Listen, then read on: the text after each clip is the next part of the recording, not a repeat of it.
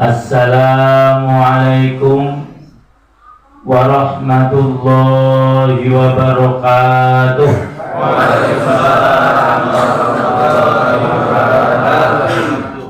Innal hamdalillah nahmaduhu wa nasta'inuhu wa nastaghfiruh wa na'udzu billahi min shururi anfusina wa sayyiati a'malina.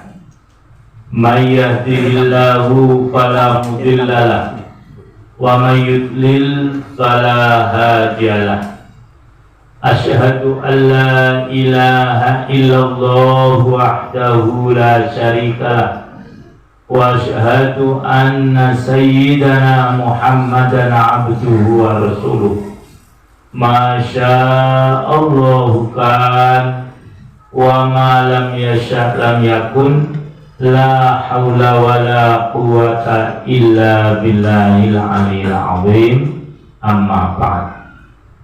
Al imam, naibul imam, para rais beserta staf, ikhwan akhwat yang dimuliakan oleh Allah Subhanahu wa taala. Alhamdulillah pada malam hari ini kita dapat bersama berkumpul di Masjid Ibadur Rahman setelah kita bulan kemarin melaksanakan peribadatan yang sangat mulia, yaitu bulan Saum Ramadan. Saum Ramadan itu bulan haram apa bulan mulia? Bulan haram apa bulan mulia? Mulia ya, istimewa. Kalau bulan haram ada berapa? 4. Kalau tidak termasuk bulan Ramadan, karena memang Ramadan lebih istimewa daripada kemuliaan bulan-bulan yang 4 ya, yang disebut dengan bulan haram. Nah, para sahabat atau para tabi'in itu membagi tahunnya itu menjadi 2. Pasca Ramadan 6 bulan setelahnya digunakan untuk, atau 5 bulan setelahnya digunakan untuk berdoa.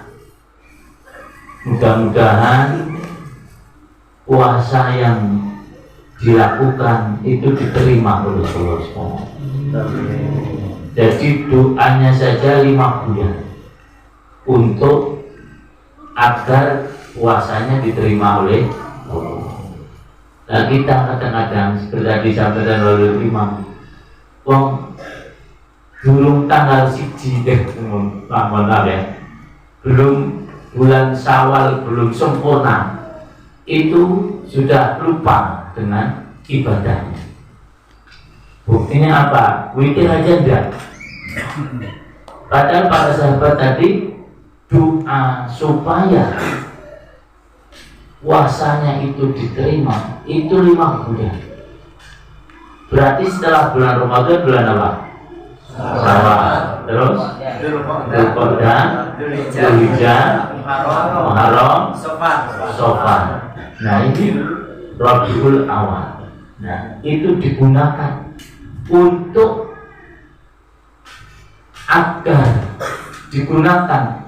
berdoa agar puasanya diterima oleh Allah. Nah, 5 bulan sesudahnya digunakan untuk berdoa agar dapat kembali ketemu bulan Ramadan. Nah, kita ini juga kadang-kadang hitung tiba-tiba, itu Ramadan lagi. Itu tanda kalau tidak siap-siap. Nah, jadi setelah tadi bulan Syawal, Rabiul Awal, Rabius Tsani, Jumadil Awal, Jumadis Tsani, Rajab, Sya'ban. Nah, itu digunakan untuk berdoa agar dapat menjumpai lagi bulan Karena apa? Setelah selesai bulan Ramadan itu, perasaan para sahabat atau perasaan para ulama itu ada dua. Satu perasaan khawatir, khauf, kalau puasanya tidak diterima oleh Allah Subhanahu wa Ta'ala. Kalau ibadahnya selama bulan Ramadan tidak diterima oleh Allah Subhanahu wa Ta'ala. Jadi takut betul. Dan kita ini tidak. Baru tanggal 1 Syawal belum semuanya bubaran. Artinya apa? Lebaran. Bubar, bar. Ya. Masjidnya tak geblok. Betul nggak? Tidak di sini. Nah, waktu Ramadan penuh. Waktu tanggal 1 Syawal wis wong itu lagi. Para sahabat takut itu di awal. Kalau puasa yang mereka lakukan itu tidak diterima. Tetapi juga ada harapan. Harapan mudah-mudahan walaupun puasanya itu tidak sempurna, banyak belang-beluntangnya, banyak kekurangannya, ya mudah-mudahan diterima oleh Allah Subhanahu wa Ta'ala. Itu projek. Oleh karena itu Jubair bin Nufayl meriwayatkan kalau para sahabat ketemu dengan ikhwan-ikhwannya di bulan Syawal pasca itu apa? Setelah ya ini nulisnya pakai C apa pakai K? Nah, ya bingung. Pakai C ya. Kalau pasca jadi pasca ya pakai C ya. Nah jadi setelah Ramadan itu mereka kalau ketemu apa yang mereka lakukan? Taqabbalallahu minna wa minna, ini sunnah. Rawahu Tabrani ya. Jadi mereka mengatakan taqabbalallahu minna wa minkum. Mudah-mudahan Allah menerima amal kita dan amal kalian. Jadi alhamdulillah ucapan ini sekarang sudah memasyarakat. Dulu kan cuma minal aidin wal faizin. Ya. Terus apa lagi? Kalau orang Jawa apa? Lahir batin. Lahir batin. No. Kalau di Semarang kosong. Begitu. Tapi alhamdulillah sekarang hampir tidak ada ucapan selamat Idul Fitri tanpa mengucapkan apa? Taqabbalallahu minna. Dulu sedikit sekali loh, ya malah dianggap apa aneh. Wong kabeh do muni minal aidin wal faizin. Nah, wal makbulin dan seterusnya. Malah muni ucapan apa? Taqabbalallahu minna. Nah, alhamdulillah. Menunjukkan orang makin sadar dengan sunnah Rasulullah SAW. Ya. Jadi itu perasaan. Mari kita tiru perasaan para sahabat, para tabi'in setelah Ramadan, yaitu perasaan takut kalau ibadahnya tidak diterima oleh Allah. Tapi kita juga berharap mudah-mudahan walaupun ibadah kita ini tidak sempurna, belum sempurna, tetapi diterima oleh Allah Subhanahu wa Ta'ala. Maka kita mengucapkan doa apa tadi Bu, ibu-ibu jam ini. Dengan ribuan yang panggil rencana buatan minal aidin wal faizin. Oh, sajane niku sekarang ya tambahi taqabbalallahu minna wa minkum ya. Nah, itulah pada. Oleh karena itu ya, karena Ramadan itu adalah sebuah pendidikan tarbiyah dari Allah Subhanahu wa Ta'ala. Yang dilihat itu karena kalau pendidikan misalnya ujian itu yang dilihat tidak hanya ujiannya tapi hasilnya, hasil dari ujian. Walaupun waktu sekolah itu mententang, ngerti mententang? Woi, serba bilang karuan ya itu. Nah, tetapi waktu ujian karuan lulus yang kira-kira lulus nggak? Lulus. Nah, jika waktu kita ini waktu Ramadan mententang nggak karuan, maca Quran kowe sudah nek bar Ramadan bubar bar. Iki piye ya? Itu kurang pas. Oleh karena itu mari kita renungkan apa yang harus kita lakukan setelah Ramadan ini ya, atau mentaranya apa yang kita lakukan pasca Ramadan ya. Sebagai landasan dari apa yang akan kita sampaikan adalah firman Allah Subhanahu wa taala mengumpulkan sarang-sarang surah Al-Insyirah nggih. Dari ulang nggih. Kenapa bener? Masa Al-Insyirah ora hafal iki. Sunatnya ora hafal. Datang nggih. Masinan apa Bapi ya, nanti tirukan Mas Bapi ya. Mas Bapi mau baca surah Al-Insyirah, kita tirukan. Monggo Mas. Suaranya saya soalnya, belum ngumpuli kula. Monggo. Kita mengikuti ya. Ikuti Mas Bapi, Ustaz Bapi.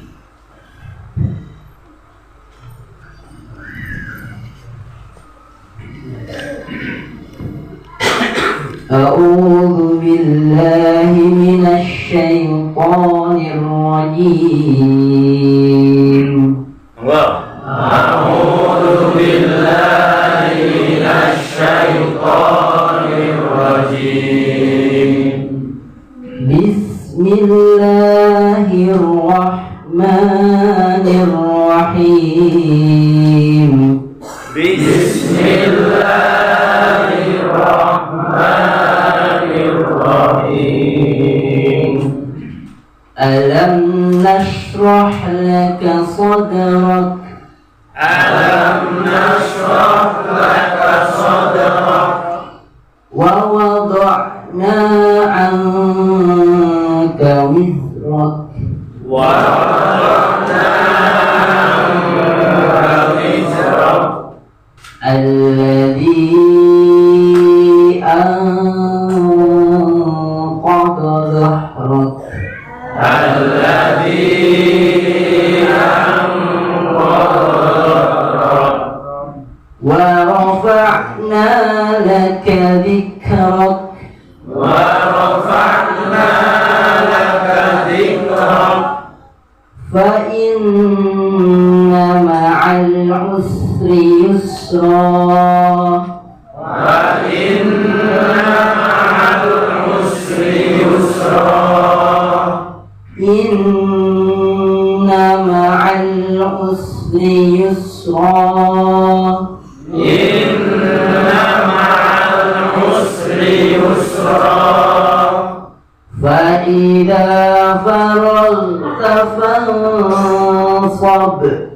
فإذا فرغت فانصب. وإلى ربك فارغب. وإلى ربك فارغب. صدق الله العظيم. صدق الله العظيم.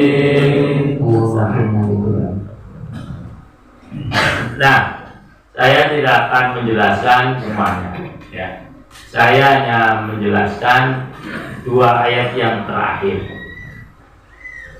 yang saya kira ini sesuai untuk kita jadikan tadabbur pada Ramadan di bulan Syawal. Fa idza faragta fansab. Fa idza faragta, maka apabila engkau telah selesai, faragha selesai, fansab maka bangkitlah. Wa ila rabbika, dan kepada Rabbmu farghab, berharaplah. Nah, fa idza faragta, maka apabila engkau telah selesai, termasuk di sini selesai melaksanakan ibadah saum Ramadan.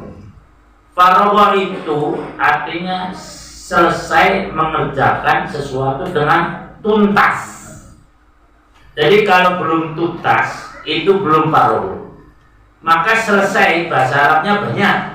Intaha selesai, khotama selesai, kamula juga gitu, kholas selesai. Tetapi itu beda dengan faragh. Faragh itu mengerjakan sesuatu dengan tuntas, sudah tidak ada lagi yang harus dikerjakan. Jadi seperti bulan Ramadan ini sudah selesai kita melaksanakan kemarin mulai tanggal 1 sampai tanggal 29. Dari tanggal 1 sampai dengan tanggal 30 udah selesai, nggak ada lagi. Nah itu namanya faragh.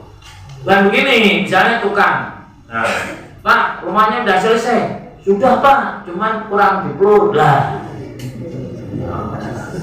Lagi, dan saya belum, sudah cuman kurang jendela, belum faragh itu. Tapi sering kita gitu tuh, Ibu udah masak, sudah, cuman belum matang ya berarti belum apa? Faragh. Nah ya, jadi faragh itu artinya selesai, tuntas. Maka dari itu dalam bahasa Arab juga kosong itu malah bahasa Arabnya faragh. Misalnya saya ditanya, "Syagiltum anda lah ana farig." Apa kamu kerja enggak? Saya ini nganggur. Nah, nganggur itu bahasa Arabnya faragh.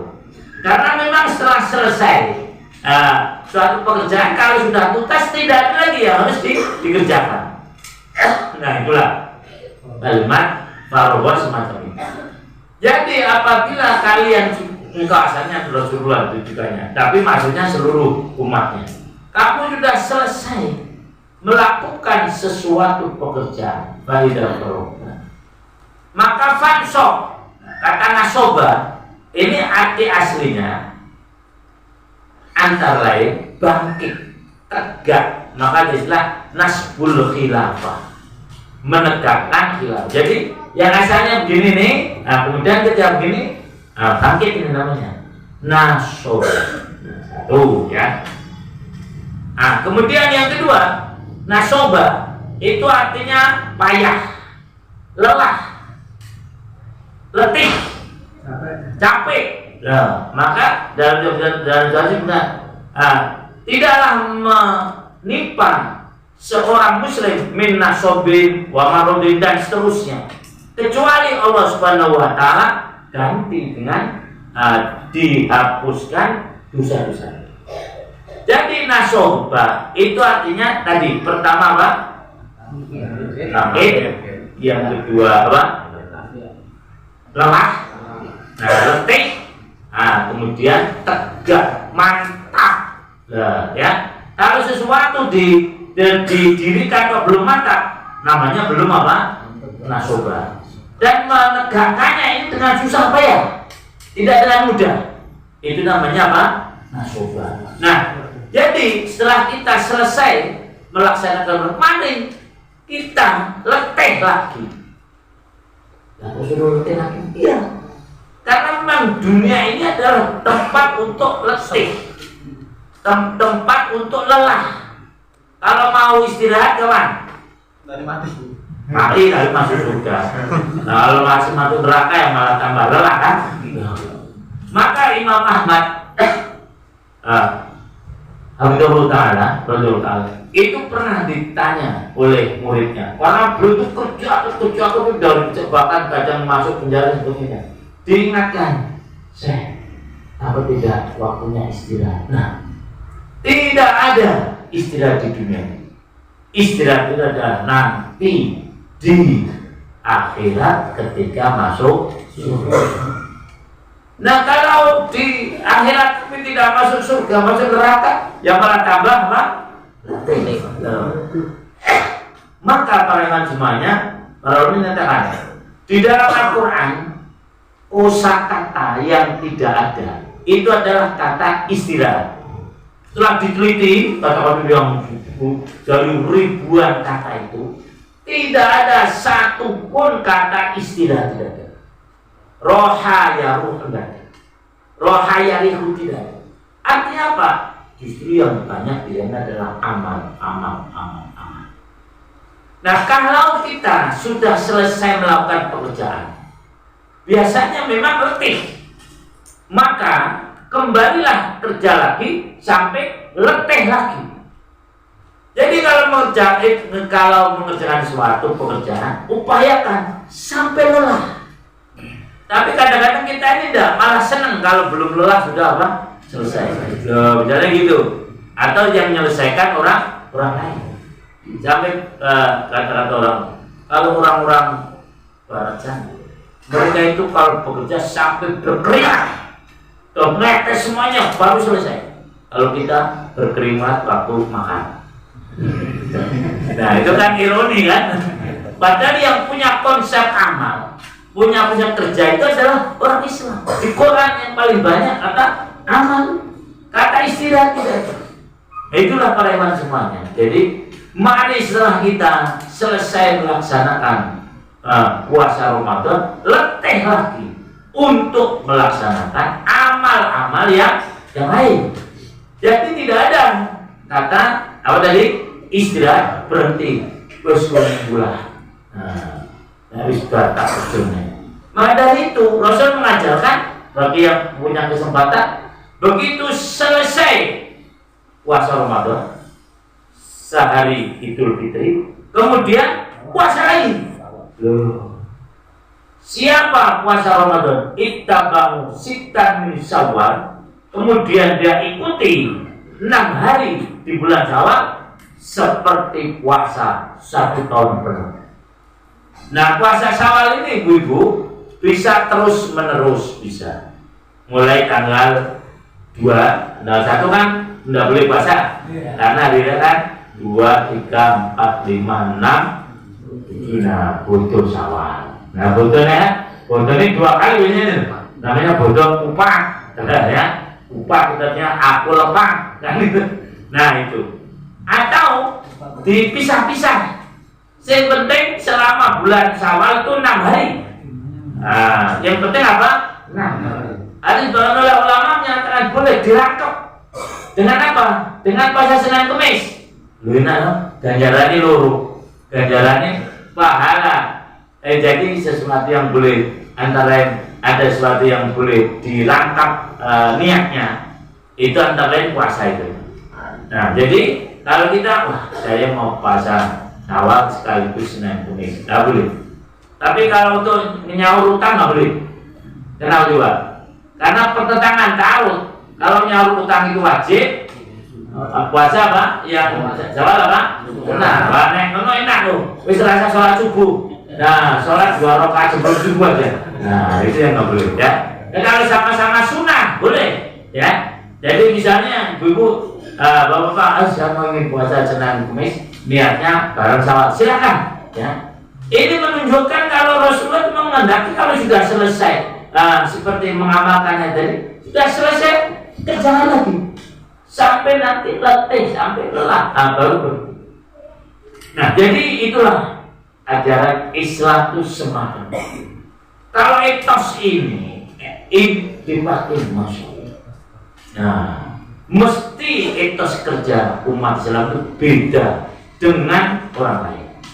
Karena apa? Di dalam Islam tidak ada konsep libur, yang ada konsep libur itu orang Barat. Nah, coba hari Jumat itu kan hari yang sangat mulia selama 1 pekan. Itu pun tidak ada libur, nggak ada. Bahkan setelah faida udah sholat fantasiru fil. Sudah selesai, sudah kerja lagi. Maka dari itu ketika muslim ini menghayati betul Al-Quran, As-Sunnah, umat masyarakat mesti dilibas oleh mereka karena menghayati Al-Quran. Jadi tidak ada libur ya. Jadi, nah, Indonesia ini negeri yang paling banyak libur. Nah, ya sulit untuk mengejar ketertinggalan. Saya pernah ke Cina 1 bulan, nggak ada libur.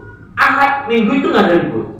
Bambang nggak ada libur. Kerja dan kerja. Saya Jokowi katanya ya kan gitu. Nah, ini betulnya bagus itu. Nah, jadi insya Allah kalau kita menghayati Quran kita tidak akan mudah menyerah ya, dan mudah capek, mudah lelah. Mesti akan selalu semangat karena tadi fansok bangkit lagi sampai apa? Padahal semuanya selama bulan Ramadan itu sebetulnya banyak hal yang dapat kita lakukan, ya. Karena selama bulan Ramadan kita dididik oleh Allah dengan berbagai macam amal yang mulia. Yang akan saya sampaikan saja, apa yang harus kita lestarikan pasca Ramadan ini? Ada 3 minimal, yaitu kita lestarikan amal soleh kita dengan wujud keikhlasan. Kemudian yang kedua, kita lestarikan amal-amal sunnah kita. Kemudian yang ketiga, kita lestarikan akhlakul karimah kita. Jadi pertama soal tadi amal ibadah kita. Jadi pada bulan Ramadan kita dididik oleh Allah Subhanahu wa taala untuk beramal dalam ibadah ini, hendaknya kita ikhlas. Oleh karena itu mari, ya, kita tingkatkan keikhlasan kita dalam beramal. Amal dalam syariat, amal dianggap oleh Allah sebagai amal yang soleh. Syaratnya cuma 2. 1 ikhlas, 2 ittiba. Ikhlas, ittiba. Ittiba itu apa? Mengikuti contoh Rasulullah SAW. Nah, selama bulan Ramadan kita dididik oleh Allah untuk memiliki sifat ikhlas. Karena dari semua ibadah yang tidak tampak itu hanya puasa. Kalau ibadah-ibadah yang lain kelihatan, sholat misalnya, kamu udah sholat belum? Sudah. Apa? Kan kamu lihat saya, sudah haji, udah. Lalu kemarin kan bareng. Sudah zakat, udah. Malah kemarin kan saya bayarkan kepada amil. Jadi zakat itu sebaiknya dan bahkan tidak boleh sir, nggak boleh. Zakat sedekah yang harus ditampakkan. Tidak boleh gini, kamu zakat, ayah nggak perlu tahu uang ini saya rahasia kok. Nggak boleh. Nah, itu. Jadi yang dimaksud dengan amal secara rahasia dan secara terang-terangan itu kalau kita sedekah sunnah itu rahasia. Tapi kalau zakat harus ditampakkan, tidak boleh apa? Dirahasiakan. Dan seterusnya. Syahadat apalagi? Kami sudah baca syahadat, sudah, tapi dalam hati dia tidak bisa. Nah, kalau puasa siapa yang tahu? Diri sendiri dan Allah Subhanahu wa taala. Ini mendidik keikhlasan kita semua. Maka dalam bekerja, dalam beramal, mari kita tingkatkan keikhlasan kita. Karena apa? Amal kita ini mesti dilihat oleh Allah Subhanahu wa taala. Nah, Allah itu maha indah, maha baik, maha benar.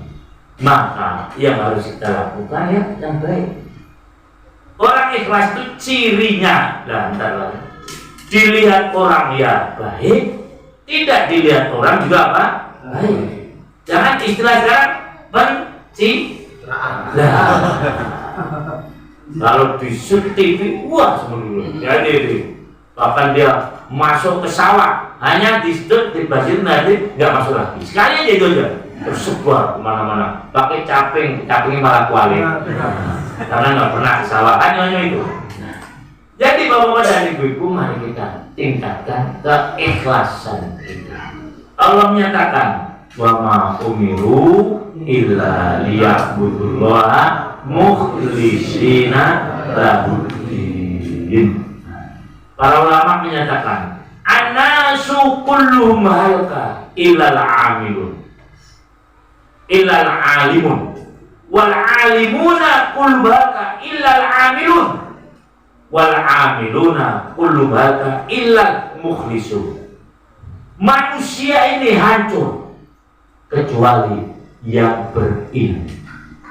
Manusia akan rusak kecuali yang punya ilmu. Tetapi yang punya ilmu akan rusak kecuali kecuali yang mengamalkan ini. Illal amilu. An-nasu kullu malaka illal amilu. Wal amiluna kullu malaka illal mukhlisun. Semua yang beramal ini akan rusak kecuali yang ikhlas. Nah, dengan puasa kita dididik oleh Allah untuk mempunyai karakter yang ikhlas. Karena puasa adalah amal yang hanya bisa diketahui oleh Allah dan dirinya sendiri. Tetapi ikhlas saja tidak cukup, harus ada contoh, mengikuti contoh Rasulullah SAW. Misalnya dengan sholat subuh 3 rakaat ikhlas, ini karena Allah nih. Tapi sholat subuh berapa sih? Nah, kira-kira diterima nggak? Nah, kenapa? Tidak mengikuti contoh Rasulullah SAW. Maka yang tidak ada contohnya dari Rasulullah tidak dikerjakan. Itulah namanya bid'ah. Kullu bid'atin dalalah wa kullu dalalatin finnar. Na'udzubillah min dzalik. Nah, sudah tentu dalam masalah bid'ah ini kita harus hati-hati. Karena apa? Yang bid'ah ini adalah yang amal ibadah makhdhuf yang memang itu semata-mata itu. Adapun yang ghairu makhdhuf, misalnya begini ya, sholat itu makhdhuf. Nah, sholat jamaah makhdhuf. Hanya untuk dapat terwujudnya sholat jamaah ada ibadah ghairu makhdhuf apa? Membangun masjid. Ya. Ini membangun masjid itu ibadah, tapi ghairu makhdhuf. Tidak ada contohnya dari Rasulullah. Terus mau pakai cungkup, ngerti cungkup kayak ini. Nah, atau mau pakai apa tuh? Ubah, atau pakai segitiga, kerucut, tidak ada contohnya. Itu memang ibadah ghairu makhdhuf. Maka Rasul tidak memberikan contoh. Berarti masalahnya masalah dunia. Maka tinggal bagaimana saja kesesuaian kita. Masalah pakaian. Yang ada contohnya itu adalah menutup aurat. Nah, itu. Adapun bentuk pakaian tidak ditentukan oleh Rasulullah SAW. Mau pakai belangkon terserah. Mau pakai lurik terserah. Mau pakai jas terserah. Mau pakai dasi terserah. Mau pakai gamis terserah. Yang penting apa? Menutup. Masalah-masalah begini tidak usah apa istilahnya dipertentangkan. Oh, yang lebih baik itu pakai gamis. Belum tentu. Orang-orang Afgan yang itu semuanya pakai gamis. Nah, itu. Nah, beda orang-orang Barat. Pakai apa sana? Jas, pakai apa? Dasi. Nah, bahkan ada yang seandainya Rasulullah itu lahirnya di Eropa, dia pakai jas, pakai dasi. Nah, karena apa? Masalah pakaian tidak usah dipertentangkan. Yang penting apa tadi? Menutup aurat. Nah, ya. Jadi itu yang pertama, ya. Puasa mendidik kita agar kita menjadi orang yang ikhlas. Maka mari keikhlasan selama bulan Ramadan kita lanjutkan setelah Ramadan. Kita lakukan semua pekerjaan itu dengan apa? Ikhlas. Nah, itu yang. Nah, kemudian yang kedua, peningkatan apa tadi? Peningkatan amal-amal sunnah, ya. Nah, Ramadan ini pasangannya, ini kembali pada bulan Ramadan, ya. Kalau kita ikuti acara-acara di dalam tata cara dalam puasa itu atau rangkaiannya dalam puasa. Pertama, yang paling pertama kali Syahrul Ramadan alladzi unzila fihil Qur'an. Maka saya yakin ibu-ibu bapak-bapak kemarin, nah, khatam Quran itu rata-rata lebih dari 1 kali, benar nggak? Selama 1 bulan. Jangan sampai nanti setahun aja tidak hatam. Ya. Memang teori membaca Quran ini ada 4 ya. 1 qiraah, 2 tadabbur, kemudian 3 dirosah, yang keempat punyanya tilawah. Ya. Jadi qiraah itu hanya baca saja. Ngerti atau nggak ngerti baca. Nah, jadi itulah yang disampaikan oleh Rasulullah SAW. Siapa yang membaca Al-Quran, maka 1 huruf saja mendapatkan 10. Nah, kalau mampu tadabbur, tadabbur itu menghayati arti makna Al-Quran. Itu bisa hafal 1 ya, seperti ini. Kita kan ini tadabbur sebetulnya. Hanya ingin memahami 2 ayat saja. Wa idza faragta fansab. Ini baru sampai sini nih. Belum Pak ila rabbika farghab. Tadabbur direnungkan, betul direnungkan. Karena afala yatadabbaruna am ala qulubin aqfal. Jadi ibu-ibu, nah belum tentu loh bisa tadabbur, maaf bukan yang meremehkan. Saya aja sulit, ya gitu. Nah tadabbur ini biasanya bagi orang yang mengerti artinya. Dan jangan ngerti sebentar nanti nih Quran. Ya wonten. Sebagian nah, sebenarnya terus sebagian banyak. Nah, ingkang waket maos kali ingkang waket ngartosaken kathah pundi? Nah, pun jenengan kelas baca aja. Ya, yang tadabbur, karena kalau tadabbur itu tadi mungkin akan sulit untuk menghatamkan 1 juz saja. Wah, sulit banget. Ya, gitu. Maka perbanyak membaca. Nah, selama bulan Ramadan itu kan gitu. Kita kan ada mungkin yang khatam 3 kali, ada nggak? Ada ya. 5 kali kan ada kan? Dan sudah seterusnya. Nah, 4 kali, ya alhamdulillah. Lah kok baru Ramadan sesasi ramo coblas. Ya. Jadi mari kita upayakan baca Quran. Ya, sempatkan membaca Quran. Jangan membaca Quran kalau sempat. Gitu. Ngerti maksudnya Bu? Nonton. Apa coba tadi? Sempatkan membaca Quran. Jangan membaca Quran kalau sempat. Nah, wis nganggur wis maca Quran. Cek dia maca Quran dulu. Di jalur blonjo karo bojone. Cek maca Quran ana boleh. Memang Quran tidak sekali. Ada penelitian yang terakhir. Membaca Quran pada subuh dan pada maghrib. Ternyata itu dapat meningkatkan kualitas atau meningkatkan kualitas intelektual manusia sampai 80%. Kenapa? Karena memang pada waktu-waktu itu adalah waktu yang sedang tenang-tenangnya pergantian antara siang dan malam, malam dan siang. Gunakan. Terus dengan tema Quran, waktu kemarin kualitas itu bacalah pada maghrib. Maka pesan saya, bar maghrib ojono TV muni. Nah ya. Kan ada sekarang beberapa kabupaten yang buat jatuh program matikan TV setelah maghrib. Di beberapa kabupaten begitu. Bahkan kalau di Jogja tidak hanya itu, matikan TV dan belajar sampai jam 8. Baru nanti jam 8. Nah, jadi saya harapkan betul nih hewan-hewan ya, Bu-ibu, pojok gajah TV betul negeri ya. Pakai ini, bar maghrib mau nggih.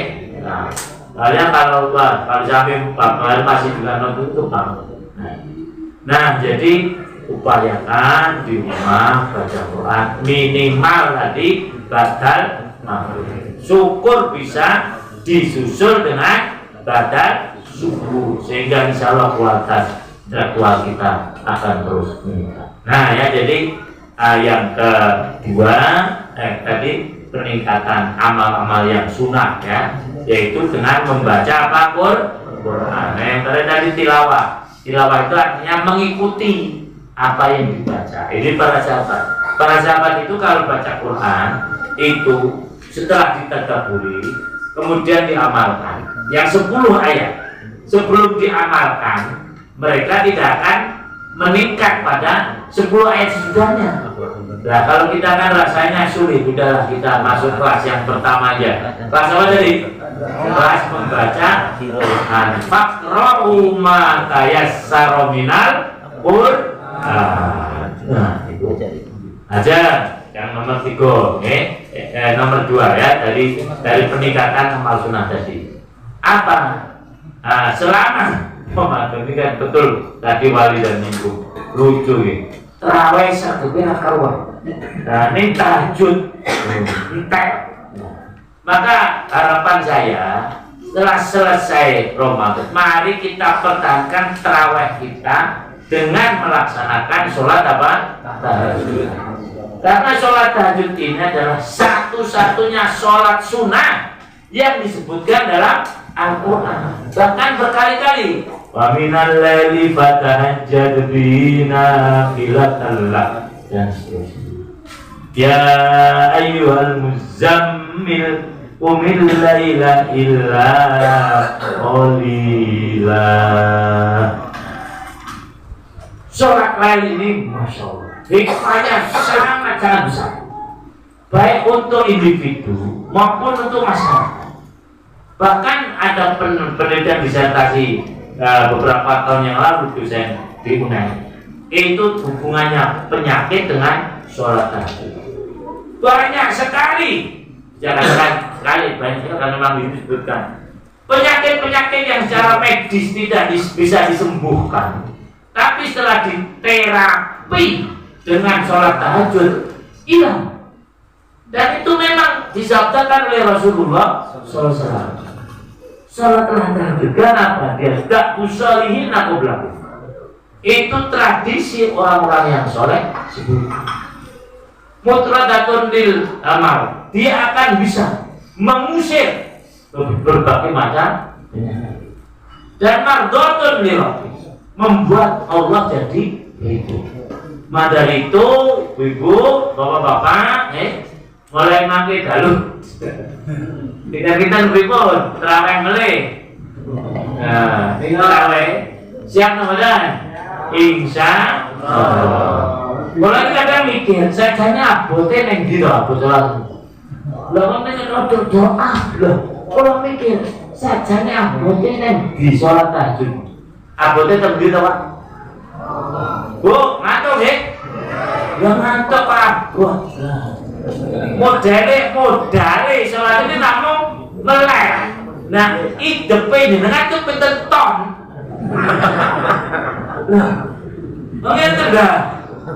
Lah kok abot-abotnya ning ndi? Wah, tapi kula wudu bareng. Lah wudune saka omah, saka kamar nang kamar mandi, pirang kilometer.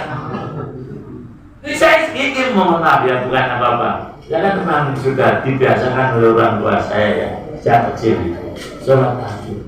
Sehingga saya kadang-kadang apa lah buat ini. Justru kalau sudah biasa kan abot itu malah tidur, nggak bisa tidur malah. Uang di dalam penelitian ada namanya jam biologi. Jam biologi itu adalah jam yang membangunkan kita secara biologis. Dan diri kita tidak perlu jam beker apa namanya alarm tidak perlu. Jadi yang membangunkan diri kita sendiri lah alarm kok muni apa malah dipakai nih mana kamu boten bu boten menjauh disetel dhewe lho padahal gitu. Ini jam 3 menit. Ini jam 3 menit. Malah dipakai nih. Lagi waras apa gendeng. Masya berarti nyindir dulu gitu. Nah ada gitu. Kan? Dan Masya Allah waktu malam itu waktu paling dasar. Ibarat kalau kita pakai sektor atau pakai itu kan kalau makin malam kan makin mudah nyambungnya itu. Begitu juga makin malam itu makin nyambung dengan Allah itu makin mudah. berbagai macam kemuliaan oleh Allah diberikan pada orang yang mau melaksanakan sholat tahajud. Tidak ada doa yang lebih mudah dikabulkan kecuali yang dilantunkan atau diucapkan pada waktu 2/3 malam. 2/3 malam itu Allah turun ke bumi. Lah, Masya Allah, dijemput oleh Allah. Masya Allah. Lah, om jenengan dijemput kali bupati senengi rakawan. Di mana? Nanti mana? Diampiri. Misalnya kan mau ada upacara, ya ini 17-an. Lah terus Pak Bupati, rasa Bupati camat, mampir. Loh Pak, sarang pulau. Senang begini. Lah ini Gusti Allah. 2/3 turun jemput orang-orang yang tadi sholat tahajud. Dan Allah janji, siapa yang berdoa pada saya jamin mesti akan saya kabulkan. Loh, apa tidak enak? Apa tidak senang loh ini? Dijemput oleh Allah Subhanahu wa Ta'ala. Masya Allah. Lah aku tetap uji. Wah, jadi jawab jadi. Apa tetap riwayat? Berarti rabut apa kamu sih jawab? Enak kan? Loh, hanya memang perlu persiapan, ya. Nah, supaya kita tahajud itu enteng, ya. Ini prosesi Rasulullah SAW kalau mau tidur, ya. Ini mesti itu. Dan ini secara kesehatan biasa sekali. Pertama, beliau tidak pernah tidur tanpa siwak. Kalau sekarang bosok siwak. Atau nanti waktu mau tidur. Kemudian setelah wudhu, setelah itu wudhu. Setelah wudhu, sholat 2 rakaat sebelum tidur itu sunnah, ya. Kemudian baca macam-macam doa, yaitu ini mulai dari ayat kursi, panennya dan tabarok, kemudian anas jelas, al-ikhlas jelas, jelas dan kursi. Nah dibaca, kemudian ditiupkan seluruhnya, baru dia tidur. Tidurnya pun tidur seperti orang meninggalkan dengan lambung sebelah kanan di bawah. Maka wajar kalau beliau itu Masya Allah, ya ini kadang ya tadi 2/3 sebelum 2/3 malam Alibus minu qalila itu beliau sudah tahu. Wong sakjane beliau ini bisa buktikan tidur itu cukup 2 jam. Dan ini dipraktekkan oleh Pak Habibie. Pak Habibie dalam saya baca biografinya, dalam 1 hari tidur cuma 2 jam. Toples ya, umurnya juga panjang, otaknya cerdas dan cerdas. Nah kita kadang-kadang tidur belum jam kurang. Bengi turu, baru sholat subuh turu. Loh, aja mangkat kantor turu sih. Tekan kantor turu loh. Di sini kemarin kan sudah saya jelaskan soal nikmat tidur. Lama begitu aku pengen mlebu swarga. Kerjanya turu tok. Nah jadi inilah kemuliaan berkemuliaan. Bahkan Rasul pernah nyata ada 3 pekerjaan yang akan 4 ya yang memudahkan orang masuk surga. Ayyuhanas afsus salam sudah kita lakukan. Jadi ya itu. Nah, wa imut ta'am ini sudah kita lakukan. Mungkin diperhati saya. Nah, ini termasuk jalan menuju surga ini. Nah, wa'at imut ta'am berikan apa? Makanan. Wasilul arham, nah ini terutama sekali kalau bulan Syawal begini kan. Nah jadi tradisi mudik itu tradisi Islami menurut saya. Enggak usah dipertentangkan karena sunai. Zaman Nabi udah ada mudik kan kan. Nah tapi dilihat dari esensinya silaturahmi itu bagus kan gitu.